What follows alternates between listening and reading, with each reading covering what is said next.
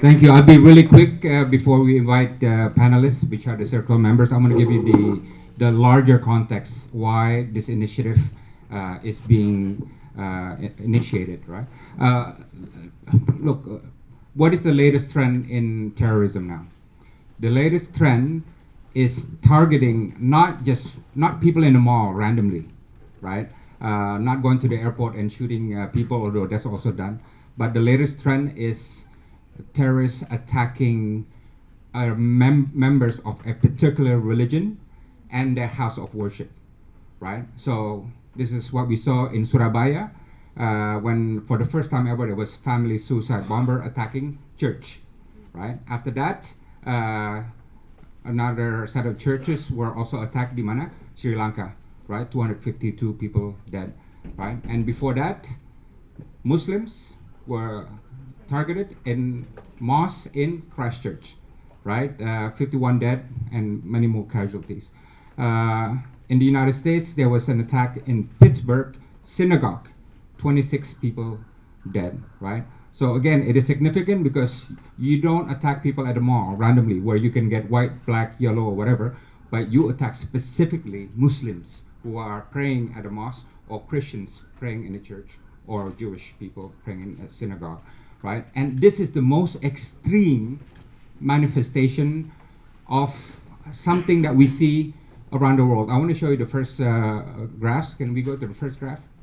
Oh, I have control of this actually. Oh, no. Next. Next. Next. Next. Next. Okay. Pew did a survey of how many Christians, Muslims, and Jewish people are either harassed, restricted by government or by social groups, right? Again, restricted or harassed either by government or by social groups. For Christians, it's in 144 countries, right? Surprising, right? And there's only 198 countries. For Muslims, they are being harassed, restricted either by government or by social group in 142 countries. For Jewish people, it's in 87 countries because there are not too many Jewish people. I think about 20 million around the world or something, right? So this is globally speaking. Let's see a different graphs. Sorry. Am I doing this right? Can somebody help me back there? The one before? This is social hostilities involving religion, relatively high still in the Middle East, despite decline in 2016, right? See the Middle East number in North Africa is very high. Asia Pacific is also rising. Asia Pacific is declining, but Europe is rising somehow, and world average is rising. Yeah. Next. Before, can I get before? Before. This is in Indonesia, a survey done by University of Syarif Hidayatullah, Islamic University, and they studied thousands of Indonesian teachers, and they found that 65% of Islamic teachers have negative views and intolerant views towards non-Muslims, right? And this is in a Pancasila country where we profess religious tolerance, and they found also 25% of the teachers harbor radical views. And this is a survey not done by any university, but an Islamic university itself, right? Before, next, before. This is for Indonesia. Setara Institute working with the presidential office. They've surveyed cities around Indonesia, and they found the most intolerant cities in Indonesia, the top 10. This will surprise you. Jakarta is at the top of the list. Our capital. The most intolerant city, the top 10, Banda Aceh, Bogor, Cilegon, and this is done in cooperation with the presidential office. And the most tolerant city are these: Manado, Pematang Siantar, Salatiga, Singkawan, Tuai, and so on, right? So my point is this: at the high level, we have tolerance, rule of law, freedom of religion, right? But we have to be honest in saying that in Indonesia, as in many other countries around the world, there are pockets of intolerance, of tension, of bigotry, and even hatred, right? We have to recognize the problem before we can address and try to mitigate it. Yeah. Before? Okay, keep going, keep going, keep going, keep going. Keep going. Keep going. Okay, this is also an interesting survey. Views of Christians, Jews, and Muslims, right? In the United States, obviously, views towards Christians are highest, right? But when it comes to Jewish people, slightly lower, right? But towards Muslims is lower, right? Same pattern you see in some other countries, Western countries. But when it comes to Islamic countries, right? The same trend happens. In Islam, in these Islamic countries, they see Christians favorably at 21, right? And in Turkey, Islam is at 83, and Jewish people less than the Christians, right? And you see the pattern here, right? You see the same pattern in Indonesia, obviously, all right? 99%, view Muslims favorably because we're the largest Muslim nation, and so on, right? So what I'm trying to say is, you know, we tend to not discuss this. We tend to put our head under the blanket because it's taboo to say it, but this is really a serious problem. And what I want to tell you is this. Many countries around the world now have special envoy for religious freedom, right? United States have one. I think Denmark has one. Norway has one. I don't know about Germany. I don't know about Holland. Australia, I know, has one, and many others. But what I tell these governments when I see them, look, religious freedom is nice, right? But without respect is incomplete, right? So what's the sense of being free to be what you are, but you don't respect the other religion, or you hate the other religion and you put them down? There's no sense, right?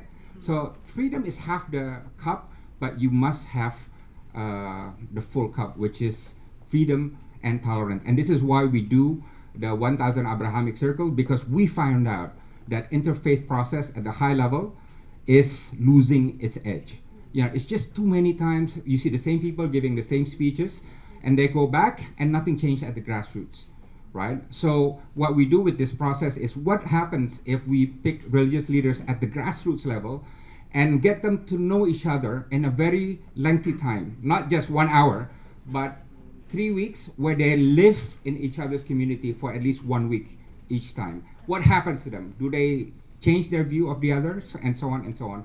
This is the essence of the Abrahamic circles, which is changing peace by promoting, advancing peace by promoting connection, respect, and friendship at the grassroots level. And we want to create 1000 circles over 10 years in countries of concern, which means we don't do Brazil because there's no Abrahamic tension there. We don't do Iceland, right? But we do the United States. We do Indonesia. We do Malaysia. We do India. We do Pakistan. We do Holland. We do Germany. We do France. We do Norway, because there are traces of Abrahamic tension in these countries which need to be addressed. And I would like to welcome the historic first circle of Abrahamic circles that have done their journey, and they're moving back tomorrow, and they will share their impressions with us. Thank you. Please, Reverend Rayhan, Rabbi Elliot from Denver. Reverend Rayhan is from Colorado, and from New Zealand. Rabbi Elliot is from Denver, Colorado, and Ustad Ozzy is not from Australia, although his name is Ozzy. But he is from Jakarta, right? And I want also to welcome Abah Jagat. Please stand up. He is the owner of the Pesantren, which hosted this group here. So let me give you the first impressions to you, Ustad Ozzy, about the journey. What has happened and how has it impacted you? Yeah. Jadi gugup nih. Well, Bismillahirrahmanirrahim. Assalamualaikum warahmatullahi wabarakatuh. Alhamdulillahi rabbil alamin. Ilahi anta maqsudi wa ridaka matlubi a'tini mahabbataka wa ma'rifataka. First of all, I'd like to thanks to the God, Allah subhanahu wa ta'ala, who always give me a blessing, especially for my health. Because you know, when I came to them from Colorado, I have to adjust my situation and conditions, and a bit problem. And the second one, I have to adjust with the food in USA, in New Zealand, because always rice that we have in Indonesia, and when we come there, that's quite a problem also. And so that I would like to thanks to my God. and peace be sent solution to our Prophet Muhammad sallallahu alaihi wasallam. Here I'd like just to share my experience when I have this program. And also I would like to thanks to Bapak Dino for your very wonderful program for this one, Abrahamic Circle. Yes, I was born as a Muslim. My father and my mother Muslims, and I studied from playgroup, elementary, junior, senior, and the university, all Muslim institutions. And now I'm working for a pesantren which is called by Jagat RC Islamic Boarding School, a world civilization boarding school which is located in BSD. And thanks Abah Jagat for coming to spend your time with us. I learned a lot of things about my religion, which is Islam, with the only God is Allah and Prophet Muhammad, peace be upon him, is our prophet. And really happy to be a Muslim actually. And I know we do have another religion, another faith, which is called by Yahudi and Nasrani, or Christians on Yahudi. But the problem is what I felt. Even I know that we have another religion except Islam, I feel that the only correct religion is only Islam. And so that's why I have what we call by a bit, or maybe some of my feelings look like prejudice, hate, jealousy. I would like to say that they are wrong. What happened around the world, especially the Muslim world, Muslim countries, is because of Jewish. My experience, Baba, when I came into Denver, Colorado, I have a questions while we are on our driving to the Jewish community with his wife. I said to his wife, "Do you know what is my perspective about Jewish community in here?"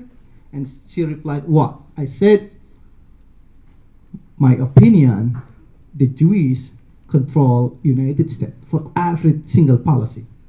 And she replied, "Oh, how come? Seriously? How do you think that we are control United States?" I don't know. I think all Indonesian Muslim must be saying the same thing like me, and it is proven. When we came to Indonesia and we tried to ask Muslim one by one, the same opinion with me, I mean. Later we have to answer that question. And it was unique, because that is my prejudice, right? That is maybe part of my hate. But after we having a dialogue, I came to the synagogue. The first time I met the Jewish community after 39 years old, my age, is he. Right. I don't know, in Indonesia, have you ever met Jewish community in here for the Muslim? Have you ever met? Oh, thanks. Have you have the dialogue with him? Not yet, just met. Okay, this is the importance of this program, because we can have a very nice dialogue, which is not talking about the academic talking. We're just talking about the humanity and our faith. And then after I went also to the New Zealand, and also we have the same program, which is have a dialogue, asking question by questions, talking about the religion, talking about the faith. Some questions I can answer clearly. Some questions I can answer, but they don't understand what I'm answering. You know what I mean? They have a question for me, and I answer, but they don't understand what I'm answering. And some question I cannot answer. But that's part of our dialogue and part of our program, right? And after having 1 week in Denver, Colorado, and 1 week in New Zealand, I'd like to say sorry for my jealousy. I'd like to conclude that what I'm thinking before, what I'm feeling, what some jealousy, some hate, some prejudice that I have, it was gone, and I conclude that what I'm thinking about them is totally wrong. Because if we are talking about the faith, Islam already taught me that lakum dinukum waliyadin. For me is my belief, for there is their belief, for them is their belief. So I'd like to say sorry. Okay. And one more thing that really important regarding to this program is it's quite different with the talk show or international seminar. Because it's my opinion, if we are going to the talk show, we have only 1-2 hours discussions, right? And after that, bye. Let's goodbye. But in here, it's look like making a family, and I'm feeling that. Now I'm feeling I'm his son, and I hope I could study that because I'm your son in Denver, Colorado. To continue, it's look like having a new family, right? And that's what I'm happy with the program, and I hope the program can be continue for until 1,000 circle. And we hope also one of us could be feel what I'm feeling. Thank you. Thank you. Assalamualaikum warahmatullahi wabarakatuh. Thank you. And Reverend Raihan, I'll have you next, and after that, Rabbi. They went to Christchurch, and they had a lot of discussions in New Zealand, right? Tell me your impressions of their visit to New Zealand, and also your visit to the Pesantren in Jakarta. What did you find there that was not expected? First of all, kia ora, tēnā koutou katoa, tō auraki te maunga, ko mata ao te awa, ko urua, te canoe, ko waitaha, tō iwi, ko rahan tōku ingoa. That's Māori for saying hello, where I come from, the land that I'm associated with. I'm part Māori from New Zealand. We signify a lot with who we've come before us and where we're from. So in terms of the things you were talking about there, Pakdino, when we went down to Christchurch, well, first of all, in New Zealand, you don't just bump into a Jewish person, or you don't just bump into a Muslim.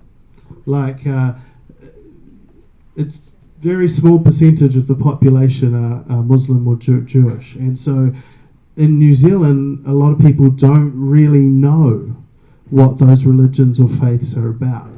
However, in light of the tragedy that happened in Christchurch, New Zealand got to know a lot more real fast, and one of the things that we noticed, this was the best story I heard, and I never heard it in the media, and I wish I had, because that's the reason I'm on this project.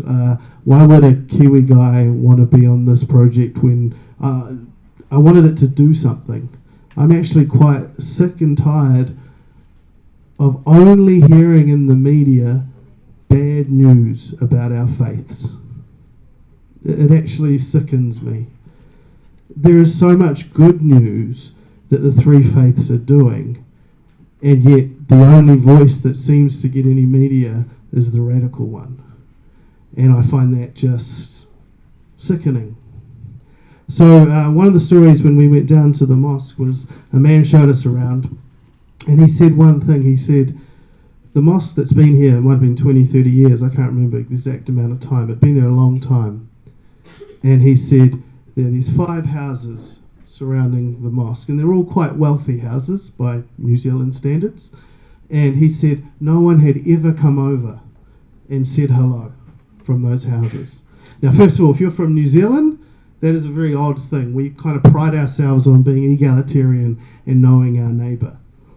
But for some reason this hadn't happened at the mosque. And then he also said, though, that the mosque had never gone and said hello to them either. And I found that quite astounding. And then he said after the tragedy of the shooting, though, the very next day, all 5 of those people came over, and to this day, every week, they meet for afternoon tea on a Wednesday. And so the one thing he said that came out of that tragedy was a better understanding of love thy neighbour. And if there's one thing that this circle has kind of agreed on, is that we think it's pretty pointless doing interfaith from a perspective that focuses on difference. You're not going to get anywhere, you know? You're not going to convince me that God is not triune, you know? But you don't have to. You can convince me that we need to help the poor. You can convince me that we need to look after the oppressed. You can convince me that we need to love our neighbour. Now, why the heck aren't we focusing on those things? And that's one of the things that I've really learned and appreciated. When I've come to Jakarta and when I was out at the school, one of the things I've known a little bit more about the Muslim faith is the salvific role of Jesus Christ in it. Didn't know that as a Christian. I thought Jesus was a prophet and didn't do anything else. But apparently Jesus has the salvific role, and that was interesting to hear. But also the love and the fact that a lot of people in New Zealand would associate Islam simply with the Islamic State. And I think that's a big difference that I've been able to share already in New Zealand. The fact that Indonesia, third largest democracy in the country, largest Muslim nation, it is not the Middle East. And it has a different understanding of Islam, a moderate understanding. And another reason that I'm on this project is I think the moderate voices, which are the 98% of who and what we are in our faiths, do so much good work that we need to be promoting that voice. We need to be talking more about the good that the faiths do. So that's a lot of what I've learned. And the one other point that I wanted to bring out, at a high level of interfaith, we have a lot of people writing policy and saying we should do this and we should do that. And it often doesn't filter down. That's what Pakdina was saying. I've already had a chance to look at the children in my congregation and say, if anyone in school tells you that Islam is terrorism, you can say no, that it's about peace and love. You know, those are the kind of messages we need to get through to our young people so that as they grow, these images of hate and violence are not there. But one word I think that may be holding up some of our interfaith dialogue is the word tolerance. I see it all the time at policy level, and even Dino said it today a little bit. But would you like to be tolerated? I mean, I wouldn't. Toleration to me means I'll put up with you, but I don't really like you. I mean, and maybe that's just my Kiwi context of understanding the word tolerate, but why use that word when there are better words like respect and love? Now, maybe policy writers, they can't quantify respect or love as well as they can tolerance, but from a grassroots parish minister level, I don't think anyone likes to be tolerated, but we all like to be respected and loved. And so that's another thing I think all three religions actually have in common. They shouldn't tolerate, they actually want to reach out and love neighbour. So that's, for a start, that's the stuff that I've been thinking about. Let's give a big hand for Reverend Rehan. Rabbi Elliot, I got to be honest with you. When we designed this program, my biggest fear was that none of you would get along, right? I mean, that was a real risk, right? And I think after 3 weeks of traveling, I have a prediction that tomorrow, when you depart, one of you will shed tears, will weep, because I think the friendship had grown. Maybe all two. He's a very sentimental guy, right? But tell us how, because the first stop was Denver, right? And you had never met each other. And so how did you develop the friendship and respect that Reverend Rehan was talking about? So first of all, Salamat Siyan, Shalom Aleichem, Salam Aleikum, and I just want to express thanks and appreciation to Baba Dino for his vision, for the 1,000 Abrahamic circles, for their persistence and dedication, and for Abba Jakat from his beautiful and warm hospitality. So I'm a rabbi in Denver, Colorado at Temple Emmanuel, which is the oldest and largest synagogue of 2,000 households. And I've been doing interfaith work, but short term, going over, having people from the mosque or the church come over for a tour of the temple, and then I go and visit their mosque or their church. But it's always been a one-time, short-time experience. Until I went to the Parliament of World Religions in Toronto, where I was born, and I found the experience of living with people was different. But that was just for a few short days. Here we've had 3 weeks together. And there is a Native American proverb saying, to really understand someone, you should walk a week in their moccasins. So through this gift of the Abrahamic circles, we've had a week to walk in each other's sandals, in each other's countries, and in each other's homes. And the experience has been transformative. I remember it was just 3 weeks ago that I was welcoming Ustad Ozzy at Denver International Airport. Didn't exactly know what he looked like or what it was going to be. And Ustad Ozzy comes out and gives me a big hug.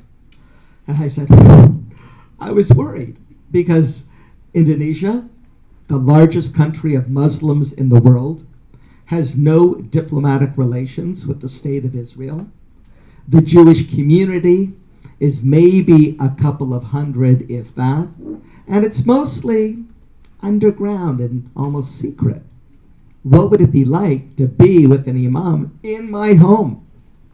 Gets off the plane, looks at his watch, and said, it's time to pray. And I said, oy vey, I know just the place. And we went to the Interfaith Chapel at the Denver airport. Now, as part of the Rocky Mountain Rabbinical Council, we helped provide it. And I had been to the Jewish and Christian section. I had never been to the mosque. And we went in, we prayed, and I grew to appreciate the discipline of Sharia, of Muslim practice, whereby prayer becomes a reality. The whole day is built upon the orientation to holy time. And what does this mean for the practice of a Muslim's life? I grew to also have a sense of what I call holy envy for the deep and wise theology of my colleague and friend, Reverend Rez from New Zealand, when he talks about these palaces of Christian theology, and was able to challenge me time and time again on what does salvation, what is sin, what is peoplehood, and the way that everything gets wrapped in the doctrine of service and forgiveness. And the emphasis on both the church and the mosque, on the emphasis of social action, going out into the world in the words of from our holy Torah, the 5 books of Musa, of tzedek, tzedek, tirdof, justice, justice, you shall pursue. And the fact that it says 36 times in our holy Torah, remember the stranger, for you were slaves in the land of Mizr, in the land of Egypt. This impetus for social action from both of my colleagues as they came into my home, came to the synagogue, and were so gracious to answer the questions of congregants all over the place who were so eager to meet them. And I think that's what this grassroots spirituality is all about. It's people to people. And once you break bread, you break down barriers. Having meals together, as we had after Shabbat at our Oneg Shabbat, and they tasted the most wonderful delicacy in the world, gefilte fish, and loved it. Not. But were able to talk with my congregants. That was inspiring. Good. Let's give a big hand. Pak Mukhlis has to leave because he has an engagement, so let's give him a big hand. And Pak Mukhlis, I want you to join one of the 1,000 circles. Right, so let's do that. Okay, thank you, Pak Mukhlis. Yeah. Look, usually when discussions about faith, it becomes emotional, right? But how was it? How were you able to have discussions without getting emotional, or was there a tense moment? Yeah. Yeah, I was worried about that coming from all the way from New Zealand. Jump off the plane in Denver, see these two holding a sign, and they're all smiling. So I thought that was a good start. So I smiled back, and then we got hugs, and I was like, okay, this is cool. And then we hopped in the car, and I was like, okay. And I just said it. I said, hey, look, we got to have some ground rules. I just said, how about there's no question, whatever question we ask, we are never going to be offended, and it's not coming from a place of hate. So we just want to know more. So straight away we just said we can ask any question we want to feel totally empowered. And then the other thing that we said that we would do is that there was no bad question, and that we weren't here to proselytize each other. We weren't here to, I'm not going to make him Christian, or he's not going to make me Muslim. But what we are here to do is to figure out how actually can we hear the good news of our three faiths together. And so that actually focused us a lot better, because I honestly think a lot of interfaith relations get off track because they keep arguing about the points of difference. There is, in my opinion, there is zero productivity, growth, or life in talking about the differences. If you're wanting to do something together, it's not going to help you. And so we started from that point. Okay. You wanted to add anything? Okay, go ahead, Pa. I will try to aid that our discussion is not talking about our faith, our God. I mean, just only talking about in the level of humanity. And because we already know that we have the concept actually in Islam also, what we call by hablu min Allah or hablu min anas, talking about the people connections and talking about our God itself. Talking about the God, I believe that I cannot interfere his belief. I cannot interfere your belief, but we can interfere our communication amongst people in the world. What we call by hablu min anas. Okay. I was wondering, what would it be like to discuss theology, belief, and faith with different religions?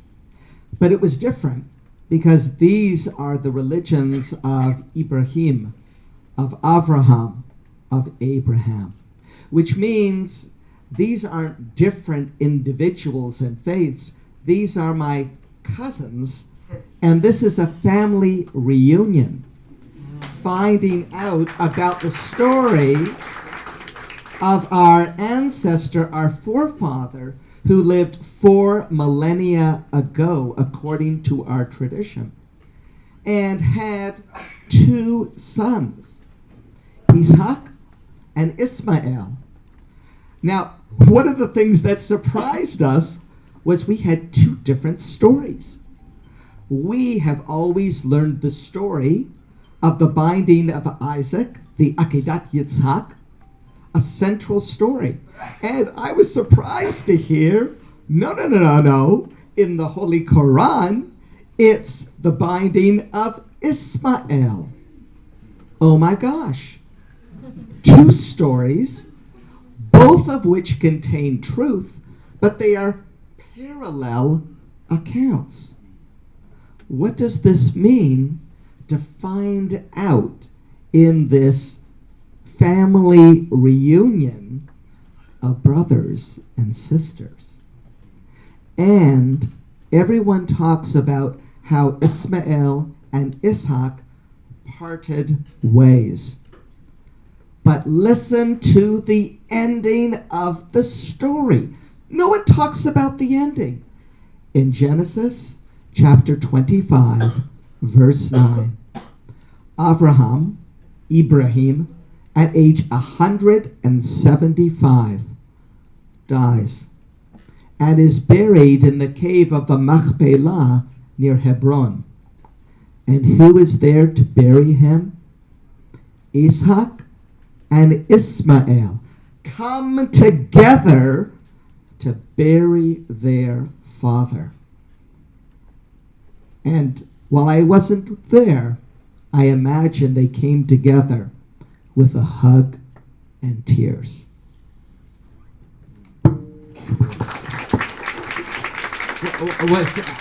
The 3 weeks that you were together, And by the way, the rule is you got to stay in their homes, right? So I think they share toilets, right? And you got to meet the family. So the methodology is we make it very personal, right? It's not 1 hour coffee over Starbucks. You really live in the home. You meet the family, the wife, kids. You meet the friends and everything, right? So that's the methodology of this program, and that's how we think friendship and respect would develop. But in the 3 weeks that you spent time together, do you discuss a lot of these religious narratives of each other's religion? Yeah. Yes, no, yeah. Yeah, we were talking about the concept of the God, of course, especially the different concept. Slight different, but actually it is the same for Christians, and we have the same concept of the God for Jewish and Muslim. And the second thing that we were talking about the fantasy about the concept of the paradise. And the interesting one is the concept of polygamy. One of the interesting one. I think you can continue the polygamy. Who's against it and who's for it? So. Martino has the best story on polygamy.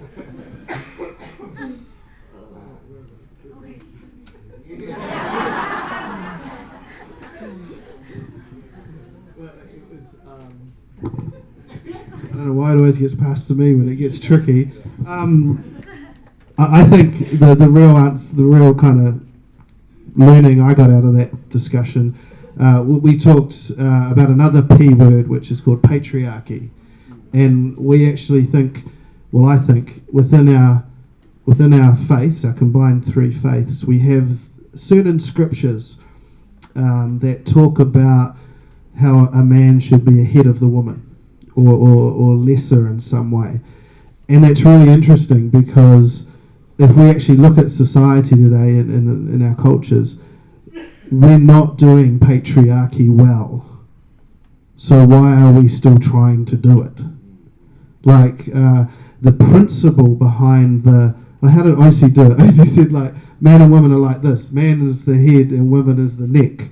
Like, you can't breathe without this, and you can't do anything without that. So my whole thing is, if that was the point, then patriarchy has not been doing that very well at all for decades, if not hundreds of years.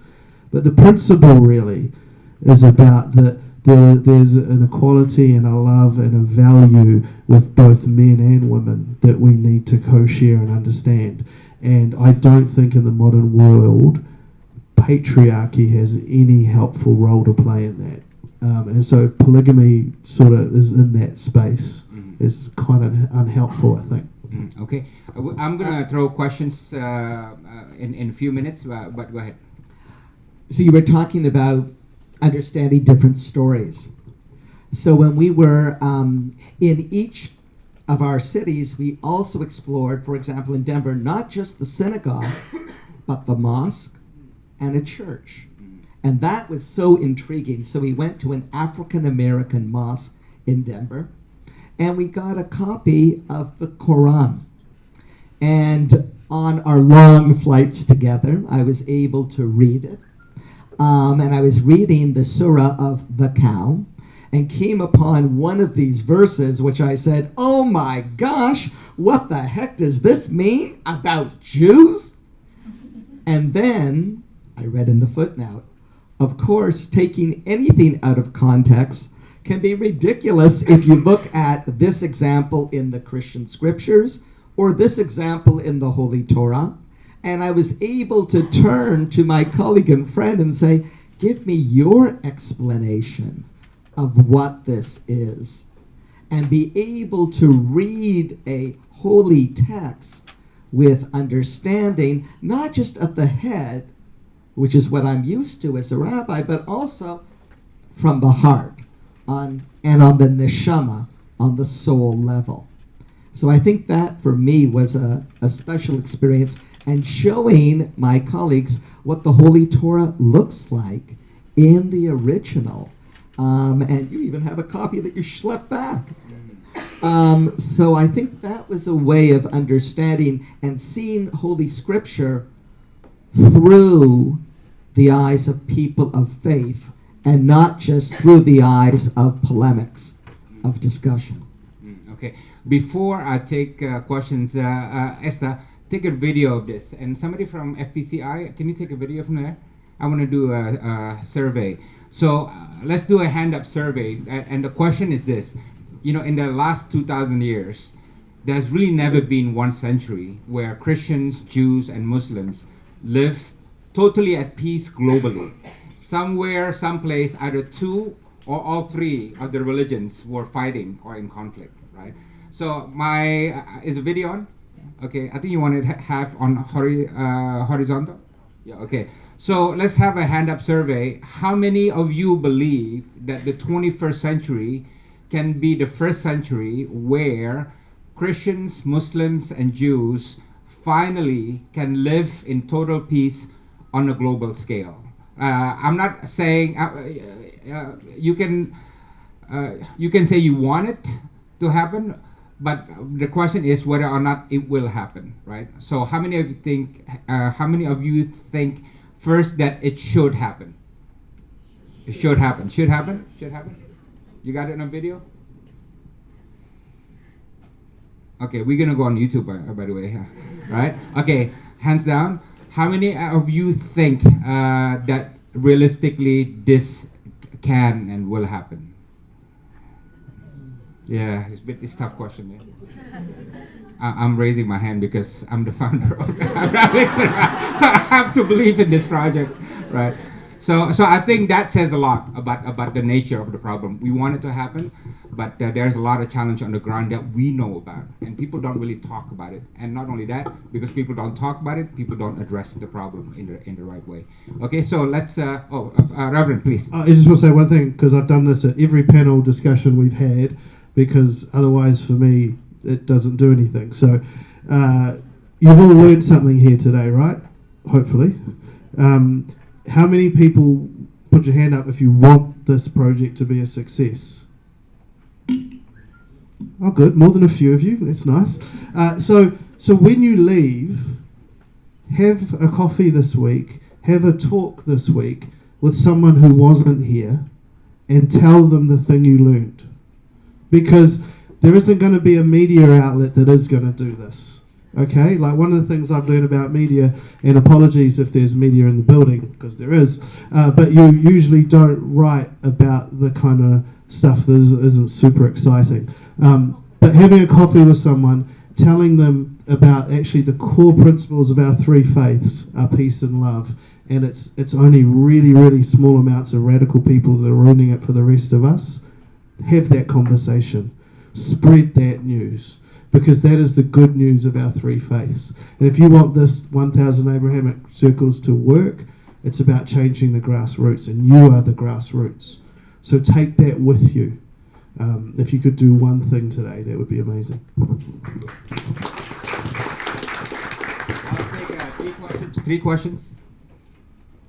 Gentlemen, Lassie, the lady, okay? And then I'll give you let's have a quick one, yeah? Thank you very much. My name is Romzi Ahmad from Indonesian Muslim Student Movement, or PMII. Would like to ask you some question. I went to Australia for the Muslim exchange program in Australia, like 3 weeks there, and spent sometimes with Jews and also Baha'i and some other religion. My question is, what do you think the role of youth in the interfaith dialogue? Because in Indonesia, the spokesperson of the religion is mostly there are elderly people who already like sit in the very holy place or something like that. But we as youth, we really do the real connection and relationship with. We are like homo globalis, like we live globally and we do the communication interaction via game online or some other thing. What do you think about the role of the youth in this interfaith dialogue? Thank you very much. Hello, my name is Rasi. Thank you. My question is actually also a suggestion. Instead of sending only one person in one faith, have you ever considered sending like one family of Christian, one family of Jews, one family of Muslims to connect with each other, just like what you do now. Listen, instead of one person, send one family. Thank you.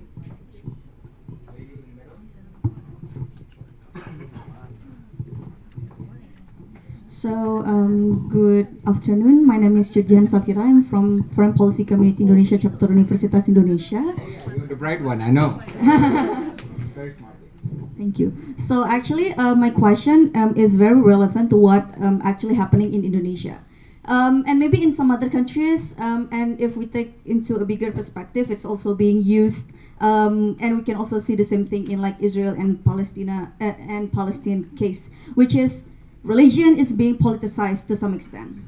And we understand that there is a rising of notions that we have seen secularism has been practiced in many countries. Like in some countries, it is being seen as one of the way to then avoid any fractions between religion. But actually, we also understand some of the religion, especially me from Islam. As a Muslim, I know that actually there is some kind of political and governmental systems discussing also in the religion.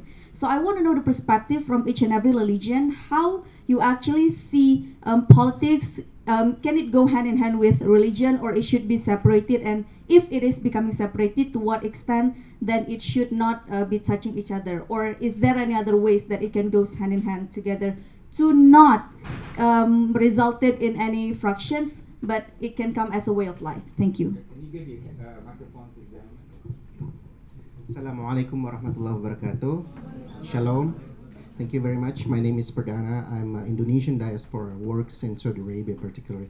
And I see the difference between, well, I feel it. I work with expats from all over the world. And I see the difference between Islamic ways there and Islamic ways in Indonesia. That's quite a difference. My question is, from your 3 weeks program, what kind of roles, Indonesian models of Islamic way can you take, and can you spread the way in your home countries? And what do you see particularly? And that might also benefits from us, from you, Pak Ozi. That's a simple question from me. Ilahi anta maksudi warahmatullahi kama tabi'atini mahabbatak wa ma'rifatak wa Allahu muwafiq aqwam ila tariq. Wassalamualaikum warahmatullahi wabarakatuh. Thank you. Can you give the microphone? I mean, just to answer Lassie's question, we don't have plans to have families because getting funding just for these three is really difficult already, right? And thank you, Denmark, who's funding this program. So maybe one day when things progress. Actually, we had considered. I think was it you or somebody who wanted to bring their wife? Yes, right. But we thought that it would be risky for the first circle because we don't know what's going to happen, right? But once we learn more about how future circles work, I would be open to the idea of bringing a spouse at least, but not kids, right? Because kids, it would be distracting attention, if they have 5-year-old kids and they have to take care of the kids and so on, right? So, okay, that's for me, but go ahead. Well, first of all, thank you for such thoughtful questions. So the answer to the first one is yes, the youth are our future. And I love the fact that Reverend Raz made sure that we spoke to his youth group. We're planting seeds of respect, understanding, and peace through the young so they will grow up with this message into the world. So absolutely. Your suggestion about the families, by coming to our home, I think you influenced my wife, Hillary, who is an orthodontist. Hence, we do braces and blessings. And through the family and friends that came into our home, we had those ripples go out. So Hillary is still asking me more questions, says, you have to ask Ozzy about this. So there was part of that. And then the question about politics and religion. And we've seen manipulation of the two happening in the United States, happening in Israel, happening in Palestine, happening in Indonesia, happening in India, happening in Myanmar, happening throughout the world.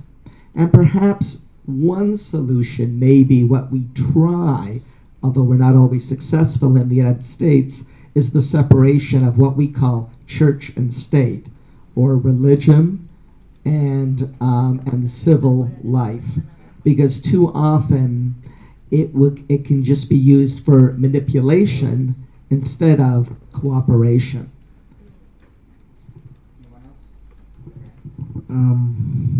With the youth question, I'm also sick of hearing the youth of the future, because when does that happen? Tomorrow? 5 years? 10 years? Like, the youth are now.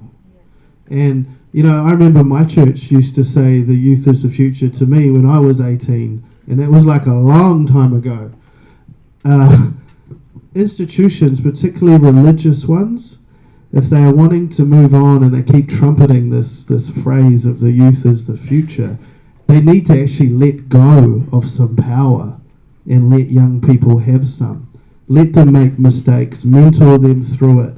Now, unfortunately, I think with some of our institutions, we're too scared to do that. One thing I was quite surprised and really encouraged by was we walked into Patino's office. He just had a whole lot of young people doing stuff. And respect to you for that, because what you're doing is encouraging people to learn at a young age so they can be impactful. So much we wait to, oh no, you can't do anything till you're at least 40, so just sit down. I mean, that's ridiculous. Particularly when, as you say, the young people are so connected, both on social media, technologically wise, they have their own understandings of this faith, which is so often at odds sometimes with our institutions, and we can learn so much from each other, particularly when the older heads want our young people to carry it on, but they're not prepared to actually listen and understand how that could happen. So I think it's a great question, and I think it's actually on us as the older institutional heads to actually allow some more young people to do some stuff. Not just keep saying, oh, it'll be your time soon. Not yet, soon. I mean, that's a fear. That's an old person's fear. We need to learn to let go of some of our power. The politics and religion question. I mean, you know, we've been asking that question since day one, right? It's not a new question. And we struggle with it as a human race. I suppose my best answer to that so far, I live in New Zealand, which it's a secular country. New Zealand is not a Christian country anymore. It used to be. It's now a secular country. So one of the interesting narratives that I learned when I went to America was how different Christianity in America is compared to Christianity in New Zealand. There seems to be more of what I would call a right-wing evangelicalness to America that is not as present in New Zealand. But when it comes to politics and religion, my best answer to that is I think faiths should be the conscience of governance. That's what I think.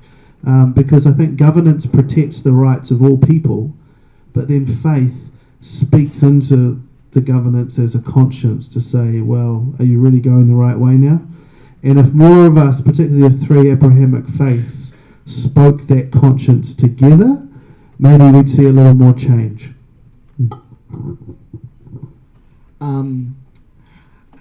The message from Indonesia is the voice of moderation, of Islam, and of Salam, which I've heard at every place we've been to.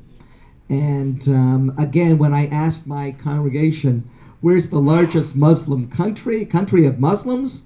And they'd all say, it's in the Middle East. No one knew about the Indonesian experience of the largest country of Muslims in the world, and the voice of moderation, of respect. Just going downtown to see the National Mosque yesterday, designed by a Christian, and right across the street from the Catholic Cathedral, and not too far from the Confucian Temple, all together with tolerance, and more than tolerance, I think respect. And when people go into these three places, you can feel the love. So I think that's the power of the Indonesian experience. Sorry, I forgot to answer yours, and I didn't want to because it's really important. like Elliot said, that moderatism, or people use that word, but what I'd like to say is maybe mainstream understanding of Islamic faith is something some of the Western countries don't know. New Zealand, on the whole, thinks Islam lives in the Middle East, and you know, you can make a case for that. But to know that the biggest Islamic country in the world is and the third largest democracy is Indonesia means that I'm able to say to people in New Zealand, well, hold on, there's this massive country that by the way, New Zealand stands in extreme solidarity with for the support that you gave us during the time of the shooting. We have a link there that will never go away. And so to be able to say that the Indonesian people are a people of love and peace is no small message to New Zealand. What they are saying about the moderate Islam is totally correct, because they are really understand what I'm saying about Islam in Indonesia if we are compare with the concept of Islam in Saudi Arabia. And I want to try to go to the second question. As the young generation, of course, we are hoping that the young Muslim generation also can promote the positive and the values of Islam, which is peaceful, right? And of course, I'm as a teacher in Pesantren Jagat Arsi, I want to try to share all my experience from this program, and I believe I can do it, because as I quoted from Bapak Dinopati Jalal, if you believe nothing and you stand up for nothing, you will achieve and become nothing. Quoted from Bapak Dinopati Jalal. Okay. And I will to also answer the suggestion from Ibu. Especially Jagat Arsi is kind of open pesantren. If it is pesantren, but we are really open for those who coming to pesantren from any faith, any different background, individual, family, organization. We are really open. So if you wanted to come to Jagat Arsi, sedikit promosi, just welcome. Well, I think we're running out of time, but I want to ask this question just out of curiosity. So, Rabbi Elliot and Reverend Raihan, you stayed at your the pesantren of Pak Jagat, Abah Jagat, and I'm just wondering, how did the students receive them, and what is your impressions of the way of the students where you stayed at for 1 week? I love staying at Jagat RC, a place filled with so much heart, body, and soul. The respect, the curiosity, the joie de vivre, the joy of life in these students was inspiring. But what was perspiring was the Independence Day games. And first of all, congratulations, Mazel Tov, on your 74th anniversary, entering your 75th year coming up of independence. And there I saw this incredible game, which I called the human pyramid. It was called, how do you say it in Panjat Pinang? That's the way to say it in Yiddish. So the human pyramid, you had everyone around the pole try, and then other people going on top, and then further people on top. And at first, they weren't getting anywhere. And then I said, what you need to do is support the people on the bottom and work together to climb higher and higher. And I think that is the metaphor for this experience of supporting the youth, people at the grassroots level, through hugs and support and understanding, and climbing literally heavenward to serve the one God. Reverend Ryan, want to say something?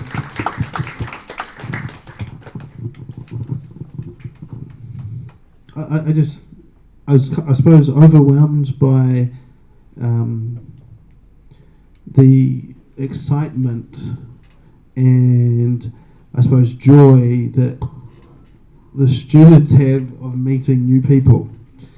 In New Zealand, we're a little bit slow in coming forward. We don't make a huge display of emotion when we first see you. We'll be a little, Okay, that's why when they hugged me at the airport, I was like, whoa. But it's a good thing. I think it's something we can learn from in terms of that open welcome and just wanting to connect on a people level without any bias or any, people were just joyous and happy and wanted to know who we are. And I think that's just really cool. So it's been, again, something all three of our faiths should be good at, right? Being hospitable, being welcoming, being helpful to people. And your school really did show me a really welcoming, happy face and made it a joyful time, which was really cool. Final word from They asked me about the daily activities in our school. Say, I've thought before we came to Jakarta RC, I've thought you have to wake up at 4 a.m. because the call praying ceremony. Oh my God! They're really scary with that.